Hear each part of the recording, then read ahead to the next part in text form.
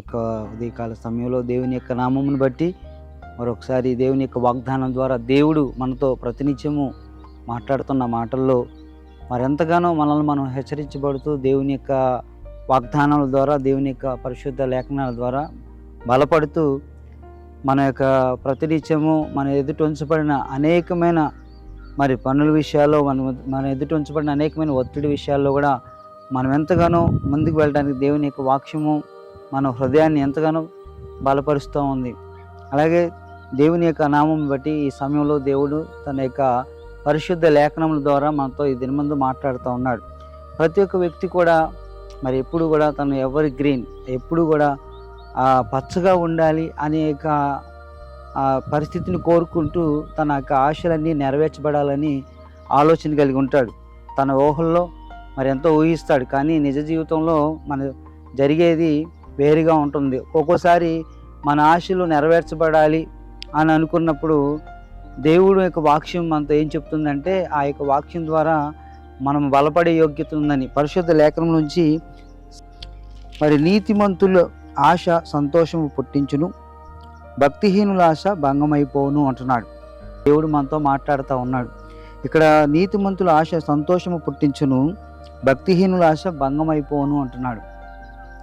నీతిమంతుడు ఆశిస్తూ అది ఆ ఆశించిన దాన్ని నెరవేర్చబడడానికి తను ఒక్కడే కాదు, తనతో పాటు ఇతరులకు కూడా ఒక గొప్ప సంతోషాన్ని కలిగిస్తుంది. భక్తిహీనుల యొక్క ఆశ అది భంగం పుట్టిస్తుందని దేవుని వాక్యం రాస్తున్నాడు.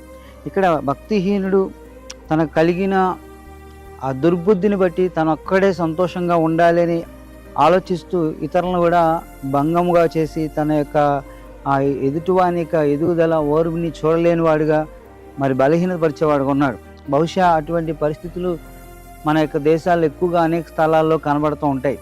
వారు ఒకరు మరి ప్రయత్నం చేసినప్పుడు ఆ ప్రయత్నాన్ని ఎప్పుడు కూడా ముందుకు కొనసాగనీయకుండా ఒకరికొకరు వెనక్కి లాక్కునే పరిస్థితి మరి మన యొక్క దేశాల్లో మనం చూస్తూ ఉన్నాం. అయితే దేవుని యొక్క నామాన్ని బట్టి నీతిమంతుడు ఎప్పుడు కూడా పచ్చని ఆకువలే, మరి దేవుని యొక్క వాక్యం కీర్తనకారుడు అంటాడు కదా, ఆకు వాడక తన కాలం ముందు ఫలమిచ్చు చెట్టు వలె ఉంటాడు అన్నాడు. ఎవరి గ్రీన్ అంటే ప్రతినిత్యము కూడా తన యొక్క కలుగుతున్న సంఘటనలో చాలా సంతోషంగా ఉంటాడు. ఒక దినాన ఒక ధనవంతుడు ధనవంతుడు కాదు, తన యొక్క కుటుంబ పరిస్థితిని మార్చాలని చెప్పి ఒక కుటుంబంలో ఒక తండ్రి దూర ప్రదేశం ఇతర దేశానికి వెళ్ళి ఎంతో ప్రయాసపడి జాబ్ చేస్తూ పనిచేస్తూ రాత్రింబగళ్ళు తన కుమారుడికి కావాల్సిన ప్రతిదీ కూడా సమకూర్చాలి, తను బాగా చదివించాలనుకున్నాడు. కానీ రాత్రింబగళ్ళు కష్టపడ్డాడు. అక్కడ పంపిస్తున్న ఆ ధనాన్ని చూసి ఆ ధనాన్ని తీసుకున్న ఆ కుమారుడు మాత్రము ఎక్కడ కూడా తన మనసుకి ఇష్టం వచ్చినట్లుగా జీవించడం ప్రారంభించాడు. తన చదువును పక్కన పెట్టాడు. ఆ తర్వాత కొన్ని దినాలు, ఒక 2 సంవత్సరాల తర్వాత ఆ తండ్రి మరలా తన ఆ దేశానికి తిరిగి వస్తున్నప్పుడు ఆ కుమారుడికి ఫోన్ చేస్తున్నాడు. ఆ ఫోన్ లిఫ్ట్ చేయట్లా. ఆ తర్వాత మరలా ఎయిర్పోర్ట్కి నేరుగా వచ్చాడు. ఒకవేళ నా కొడుకు నా గురించి తెలుసుకుని అతను ఎయిర్పోర్ట్కి వస్తాడేమో అని చెప్పి అతనికి మెసేజ్ పెట్టాడు. ఆ మెసేజ్ కూడా చూసుకోవాలా. తీరా చాలా అత్యాయాసతో మరి అతను క్యాబ్లో వచ్చి ఆ ఇంటి ముందు గేట్ ముందు నిలబడినప్పుడు అతను ఆ యవనస్తుడు ఒక మంచి బండిని తీసుకొని వెళ్ళిపోతూ ఉన్నాడు. ఆ తండ్రి నిరాశానికి గురయ్యాడు. ఆ కుమారుడు రాగానే నిలదీసి అడుగుతూ ఉన్నాడు, నేను ఇంత కష్టపడి వచ్చాను, నువ్వెందుకని ఇట్లాగా నాకు రెస్పాన్సిబిలిటీ అవ్వలేదు, నా ఫోన్ ఎత్తలేదు అని అంటే అతను నేను చాలా బిజీగా ఉన్నాను నాన్న అని అన్నాడు.